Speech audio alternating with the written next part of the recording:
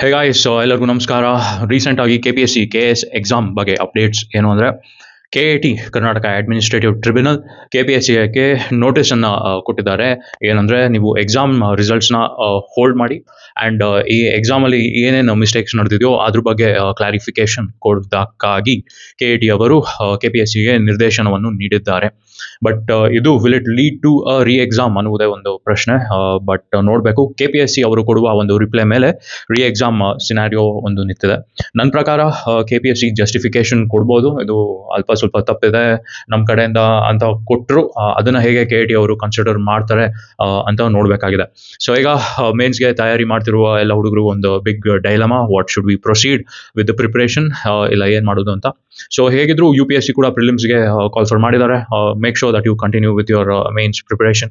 ಇವರು may be announced ಡೇಟ್ಗೆ KPSC ಮಾಡುವುದು ಸ್ವಲ್ಪ ಕಷ್ಟ ಆಗ್ಬೋದು, ಸ್ಟೇ ತಂದಿರೋದ್ರಿಂದ. ಬಟ್ ಹೇಗಿದ್ರು ಐ ಫೀಲ್ ಮೇನ್ಸ್ ಮಾಡ್ಬೋದು ಅಂತ. ಬಟ್ ನೋಡೋಣ ಏನು ಡಿಸಿಷನ್ ತೊಗೊತಾರೆ ಅಂತ.